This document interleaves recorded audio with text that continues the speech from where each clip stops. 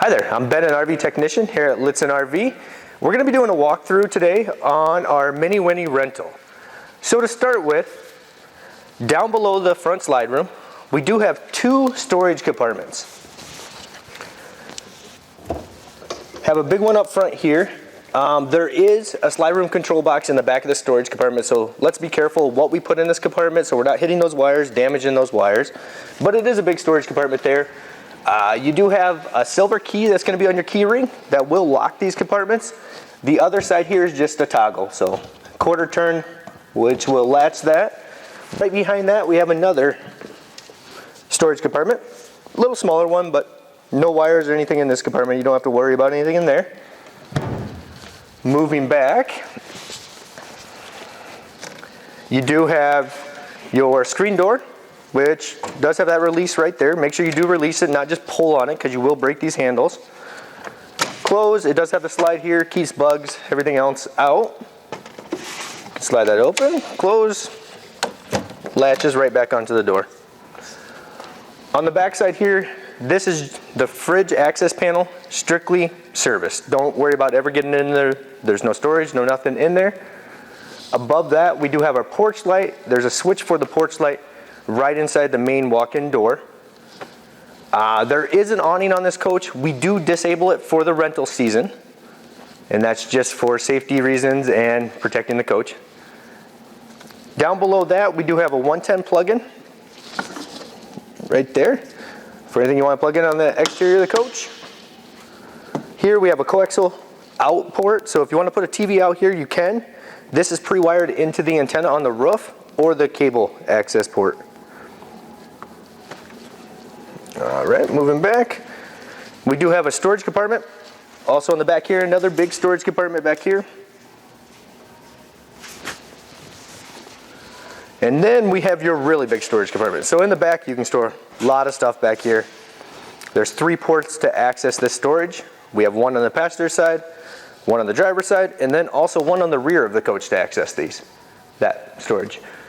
We do have a full extension ladder on the back of the coach. We recommend you not really getting on the roof when you're renting from us. It does get very slippery, anything if it's wet. So if we can just stay off the roof, that'd be great. All right, continuing on, we have our bumper in the back. That's actually where your sewer hose is actually going to be stored. It's a matter of popping the rubber cap off the side. Sewer hose is in there. It might slide back and forth, so you can access it from either side. Putting these back on, make sure we do secure these caps good. They go on tough, just tap it back on. Make sure it's all the way on so we're not losing that going down the road.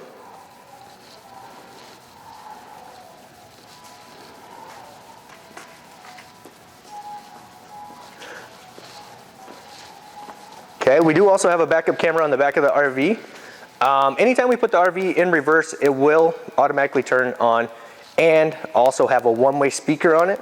So if someone's backing you in, they can talk to you. You just can't talk back to them. You'll have to roll down your window, yell out the window, but it does have a one-way speaker on it. Okay, on the driver's side, we have 2 water ports here. We have a city fill and we have a tank fill. So city fill is where we're going to hook up our hose if the resort offers water. So what we do is hook the hose up. We don't use our water pump then. We'll use the pressure from the campground to feed the RV. Down below that's tank fill, and it's exactly what it says. It's to fill our freshwater tank. So if we're getting ready to leave and we want water on board as we're traveling, right here's where we fill it. We're going to hook the hose up, turn it on. Pretty much you can check your panel inside for when you're full, or just wait, you'll hear water pour out on the ground when you're full. There's an overflow that allows it to pour on the ground. Moving forward on that, down below here is our dump station. So we have a label here that says gray waste and black waste. So what we do is grab our sewer hose from the back. This cap here twists off of there, sits there. You're going to hook that hose up. It's just a quarter turn hose. Go down into the dump station. Then we always do our black dump first. So pull the black dump, and that's a T handle. You're just going to pull straight out on it. Once you don't hear any more water, anything coming out, waste, then we're going to pull the gray line.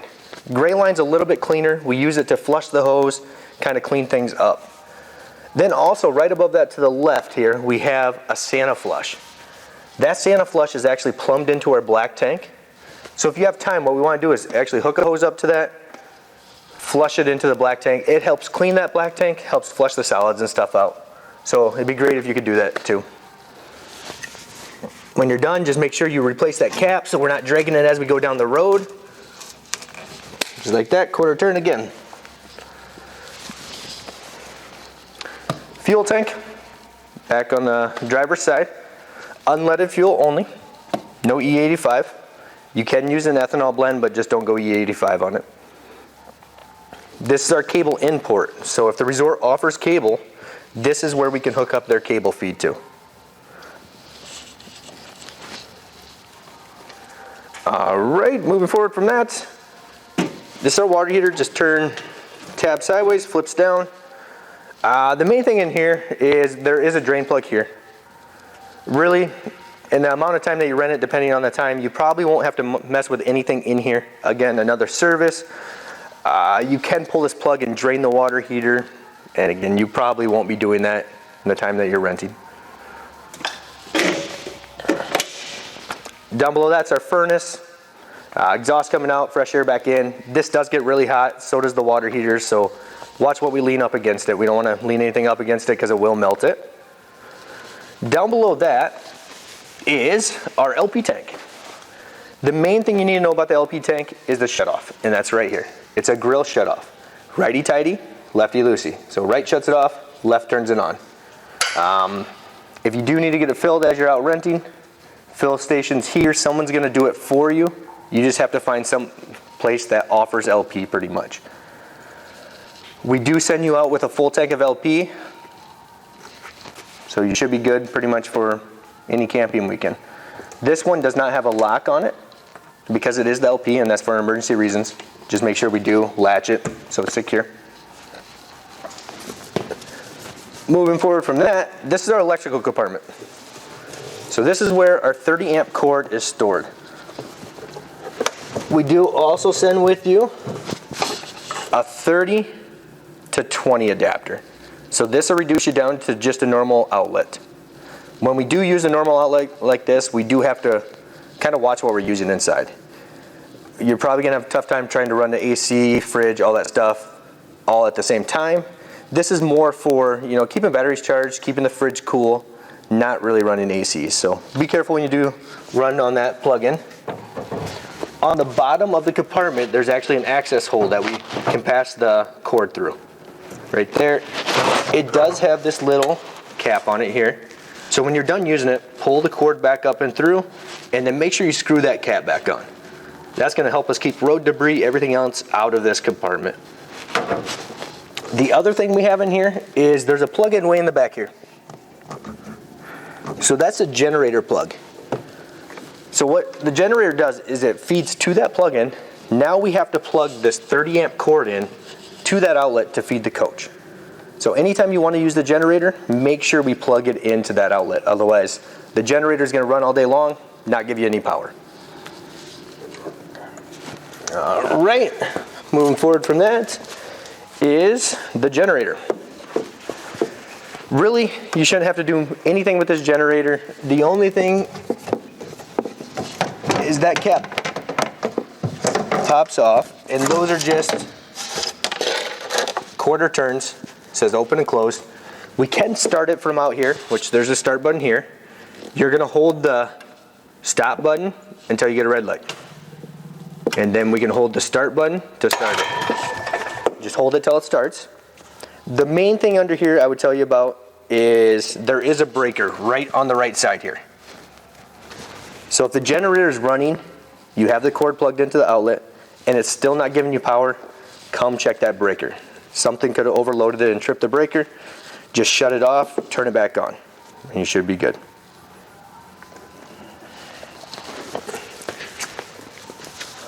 Moving forward from that, you do have another storage compartment here on the driver's side.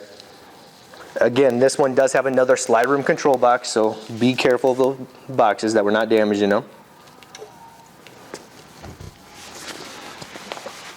All right, Driver's door's open.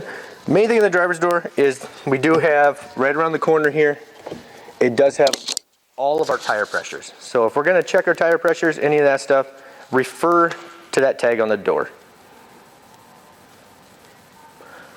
Hood release is actually right around the corner on the left side. There's a little pull handle there. That releases the hood. So if you ever want to get under there to check the fluids or any of that stuff, that's how we access that. So coming around to the front to the hood section. All right, main thing under here is for our fluids. We do have coolant on the left side here. Brake fluid's the next one. Power steering is right here. Way down low, right through here, is actually our oil dipstick is right there.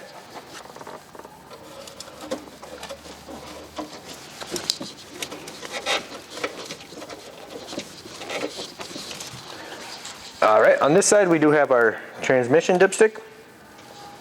We have our oil fill.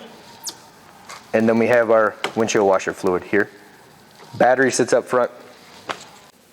Okay, continuing on in the inside. Above the sofa here, we do have full storage up above. Pulling those up, we got gas struts that hold those up. Up in that cupboard usually is going to be your privacy curtain.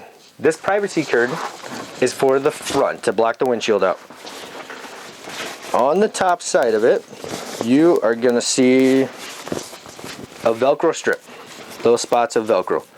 So those are going to be put, there's Velcro all around the front of this windshield here. So starting behind the driver's seat, there's Velcro here, there, and then just continues all the way around is how we're going to block off that front. And then the curtain is just draped down.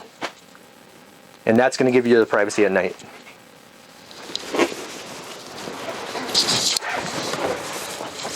There. Okay, lights above the sofa here are actually controlled on a switch on the back side. Each individual light has its own switch, here and here.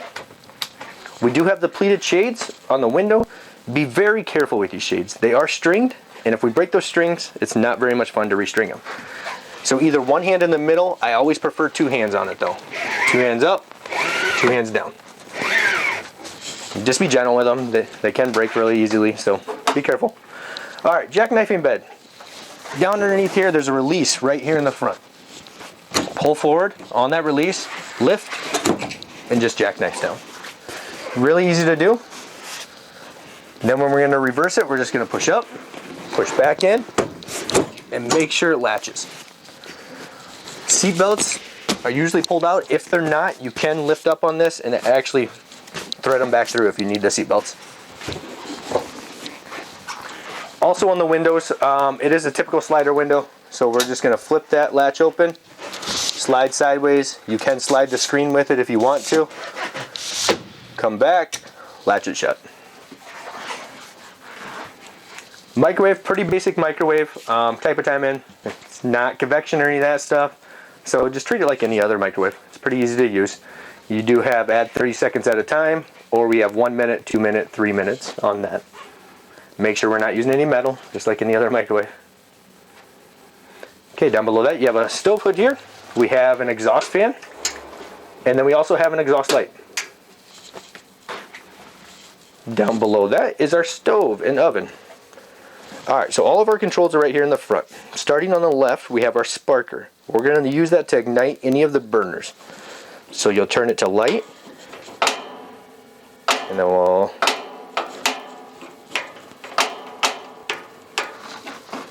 spark, and just keep sparking it until it actually comes on. Sometimes it's going to take 4 or 5 times. It all depends, because we are shutting LP off and on a lot of times in RVs. So sometimes air gets in the lines and we got to bleed it out a little bit. On the right side here is our oven option. It's in the off position right now. If we want to use the oven, we're going to turn it to pilot. Then you have to come down in here, way down the bottom here, go all the way back here, and we'll have to use a stick lighter on that. Light that pilot, leave it in the pilot place, and then after you get the pilot lit, you can turn this to whatever temperature you want to on the dial, all the way up to a broil. Then after you get it lit, set the temp, wait a little while, and then cook like you would at home. It's pretty much identical, it's just a smaller space. And then when you're done cooking, you either can leave pilot on. I prefer you always shut it off and relight the pilot every time. Just safer, and you won't go through so much propane. Down below the oven, we have storage drawer there. They do have heavy duty latches on them, so just make sure before you travel that those are latched so they're not swinging out and in as you travel. Under the sink, we do have storage on the right side, storage underneath the sink.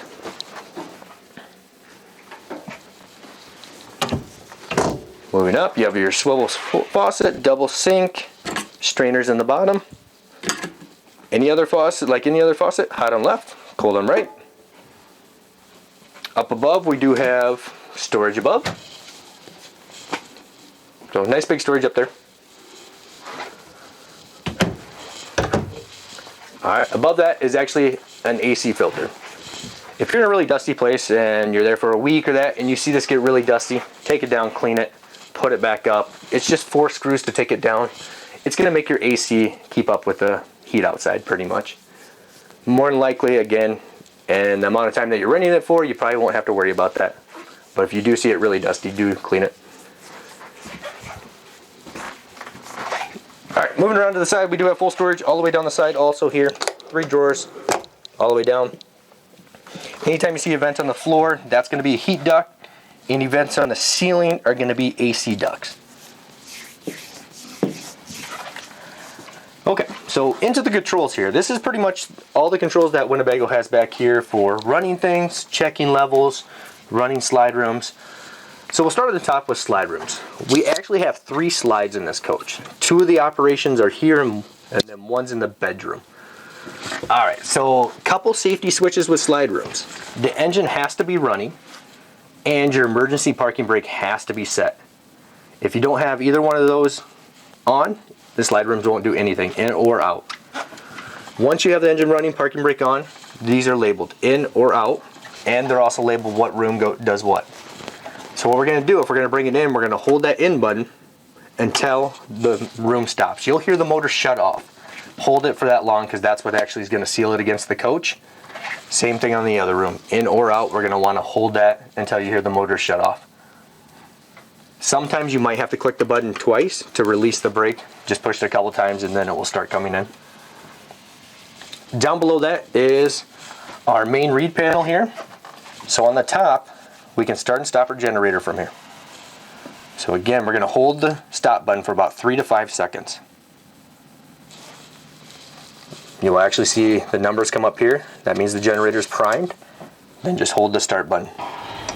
And then the generator will start. Again, you have to be plugged in outside in the outlet to get any power to the coach.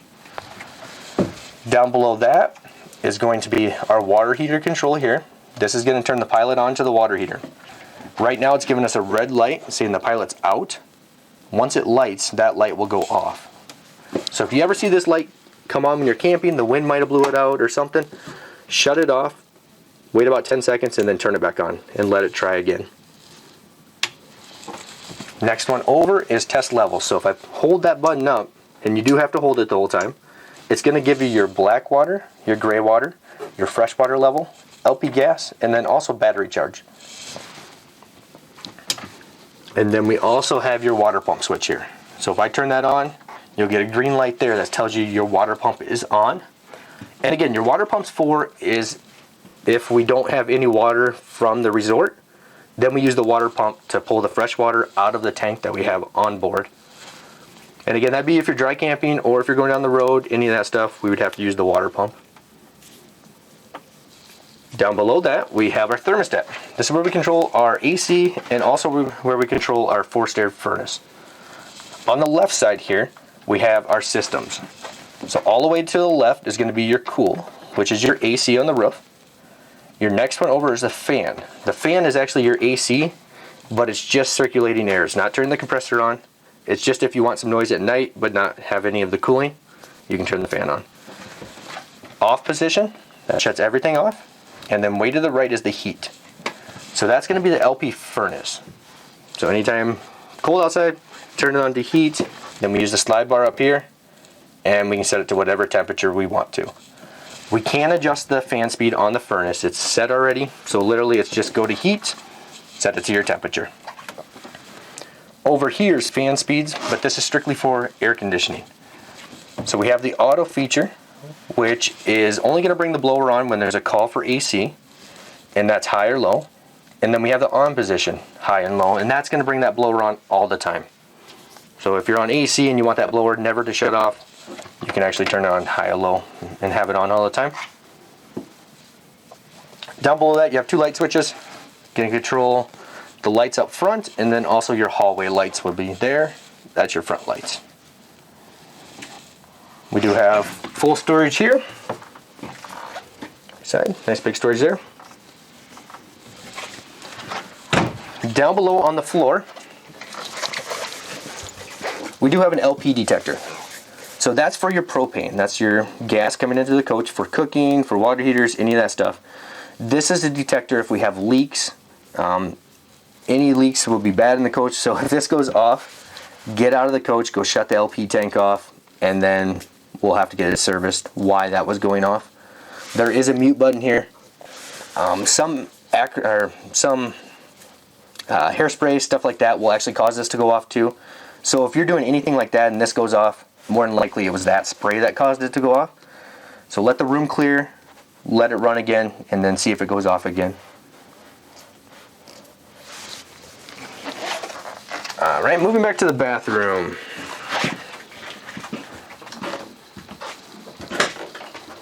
Okay, so this actually works as your privacy door. So you open it, that's going to give you the separation from front to bedroom if you want that door open, otherwise you can close the door. In the bathroom here, we have our light switch, which is right inside the door here. Shower wise, our doors here, and there is a travel latch on the back side here. So we have to pull that travel latch up, and then we can slide. Just make sure before you travel that we do latch that again, so that door is not banging open and closed as we're traveling. In the shower, you do have your shower head here, which does have the stopper at the top. This will stop all water flow. Just like any other faucet, hot on left, cold on right. What we like to do is take military showers pretty much. You're limited to the amount of water we have on board and the amount of water we have to store it. So what we want to do is set our temperature once, and then we're going to use that shut off on that shower head to actually turn it off each time. Turn it back on. Turn it off, turn it back on. So conserve water. It's always a big thing when we're out camping. Okay, then we also have sink here. Hot on left, cold on right. There is a little stopper in the bottom, so if you do need to plug the sink off for shaving, anything else, there's a stopper down there. A towel bar beside the mirror. There's a 110 plug-in on the wall here. We do have full storage just above the toilet. We do have full storage underneath here. There is an excess panel on the bottom there. Again, just a service port. There's some low point drains and stuff like that under there. Don't store anything under there. Again, this pretty much for me. Toilet paper hanging bar is to the right side of the toilet, and the toilet's actually ran on a foot pedal on the right side here. So it's down underneath here. What it's going to be is partially depressed. It's going to actually fill the bowl. Fully depressed, it drops it into the black tank. Another towel bar above the toilet, and then again we have full storage up above. Alright, on the ceiling here we have an exhaust fan.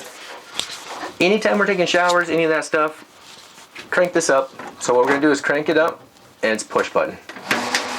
And that's going to exhaust any moisture, out of this area. We want to get the moisture out so we're not building up on cupboards, walls, any of that stuff. And then when you're not using it, crank it down. Make sure we do not travel with this lid up, because it will blow off if you are traveling with it up. Okay, moving around into the bedroom.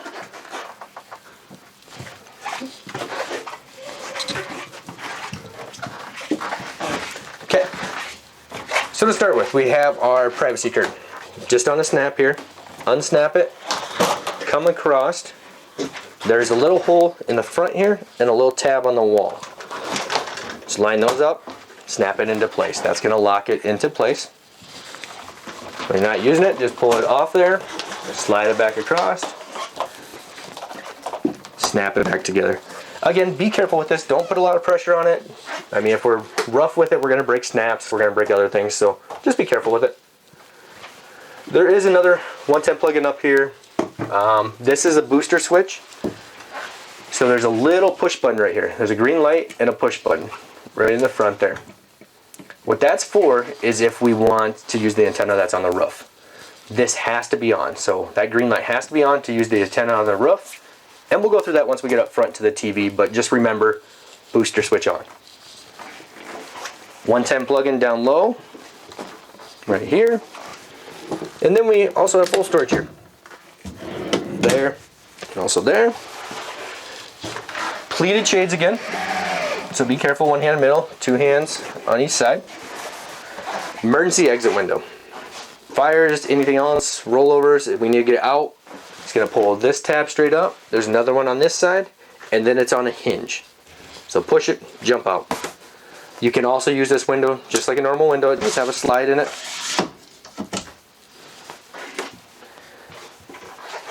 Okay, we do have full storage up above the bed. Nice big storage up there. It goes all the way through both sides there. Okay, up above that, there is a crank up vent here. It doesn't have a fan on it, but it does allow you to open it to allow air to come in. That's just like the bathroom. Just crank it up, crank it down. Again, all vents. Let's close them before we travel. Right in front of that on the ceiling is a carbon monoxide detector. So we do have a carbon monoxide detector in your bedroom, and we have a smoke detector up front in the living area. So we do cover you for all three gases in this coach. Any of them go off, again, get out of your coach and let's figure out why it's going off. There's a reason they're going off. Alright, to the left of the bed we do have storage up high. Storage up there.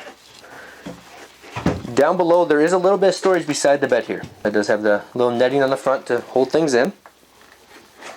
Then down below me here we have a 110 volt plug in here, and then we have USB ports here for charging computers, charging cell phones, you know, any device there can be plugged in.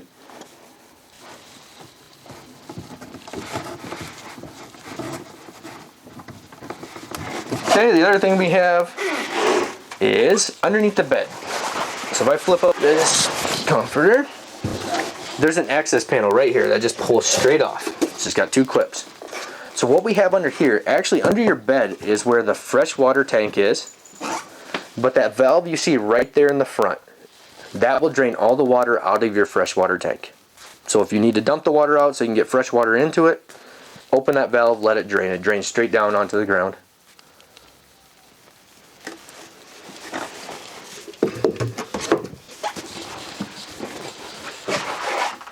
Okay, up front here, light switch for the bedroom is right here.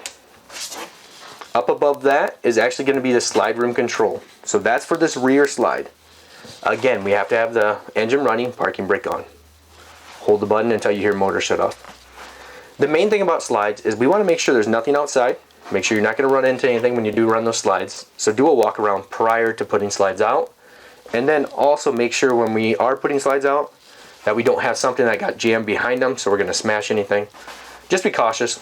Look around, make sure everything's clear. Alright, moving forward.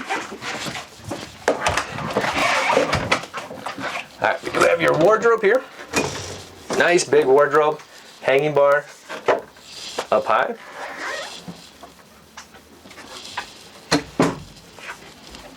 Down below that, you do have full storage. Full 4 drawers down below. Alright, coming forward, we do have, watch your step. There is a step coming down out of there, so be careful. Alright, we do have a pantry. It does have full extension drawers that do pull up.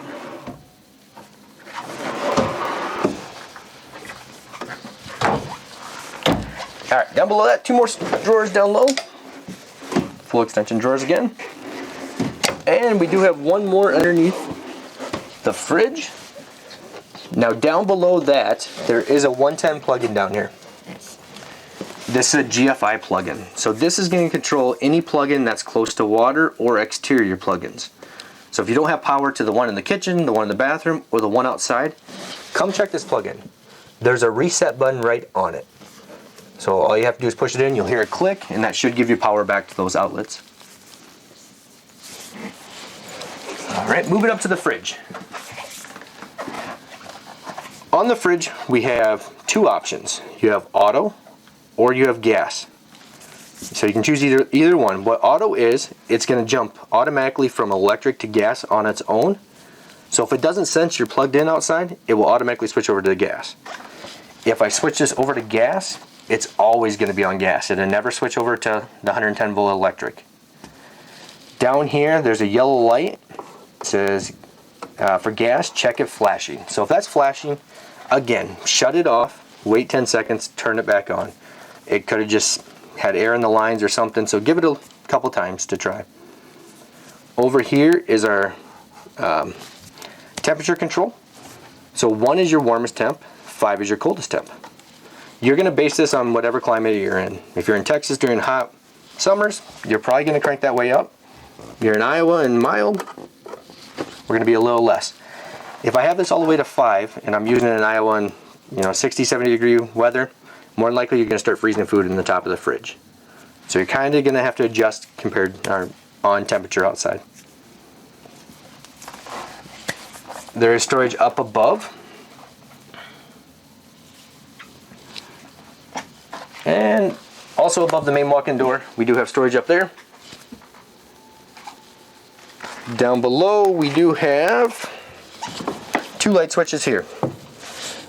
The furthest one inboard is going to be for the lights in the living area. The furthest one outboard is going to be for the porch light. So next over is our distribution panel. So I push on the top, that flips open.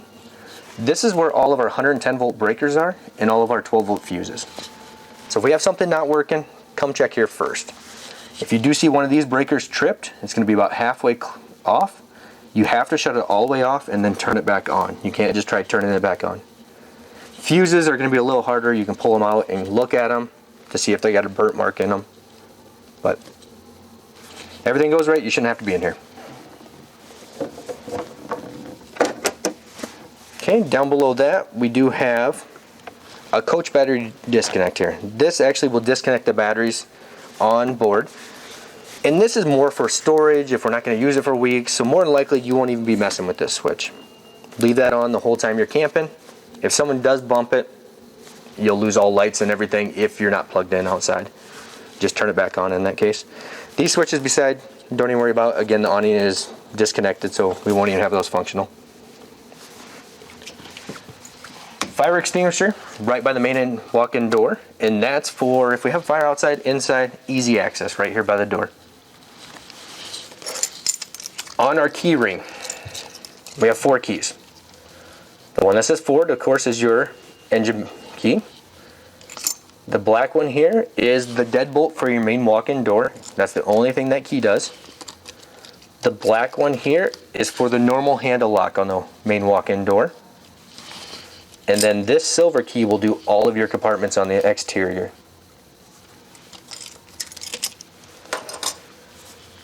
Okay, moving up to our dinettes. Alright, so up above we do have full storage on both sides of the TV. You have 2 lights up above. Those again are controlled with the switch that's right on the light itself.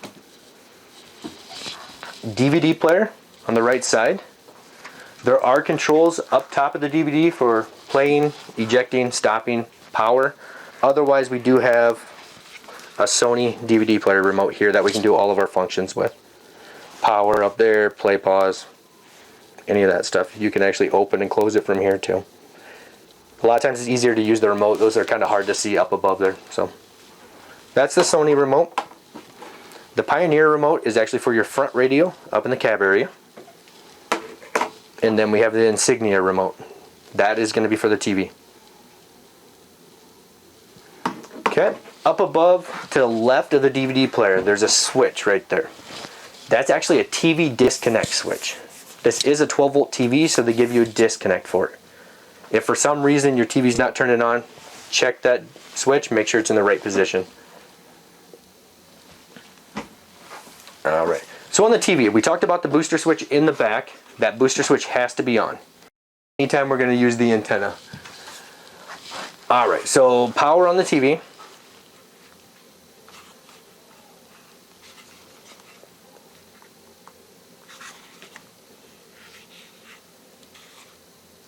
Okay, so once we have power on, the first thing we're going to do is go to input.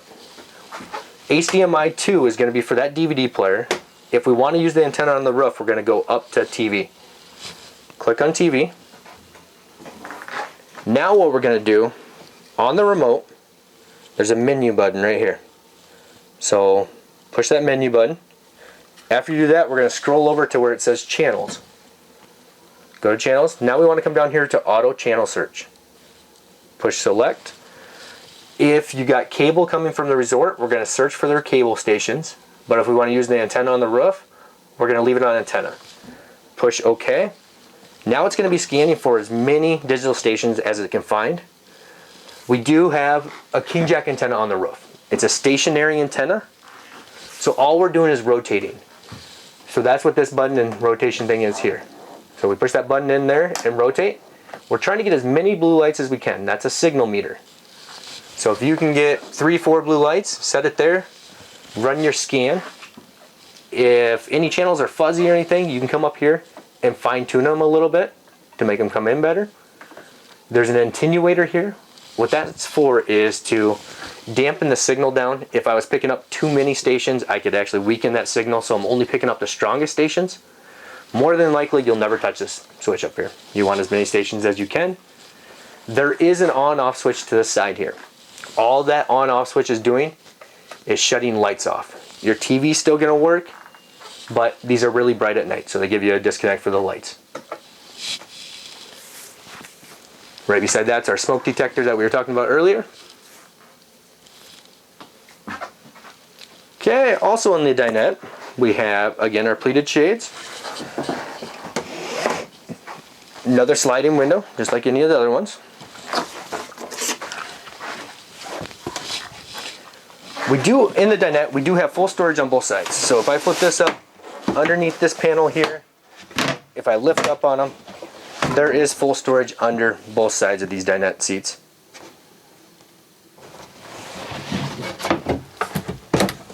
Okay, if I'm going to make this into a bed, easiest way to do it is to flip this cushion up and also do that to the other side. Flip this cushion up. What we're doing there is we're allowing the table to fold down so it doesn't hit these cushions. Underneath here, there's one button right here. So that's going to release this leg and allow it to fold up against the table. So I'm going to push that button in. What I like to do is I just put my shoulder underneath the table. Then we'll pop that out of the holder on the floor. Lift up. It's going to lock in place.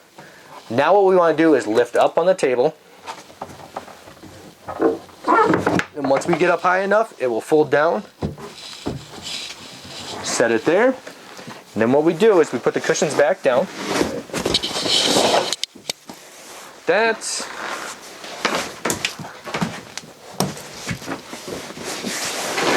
like that. And then those backrest cushions, what those are going to be used for is your fillers in the middle. There.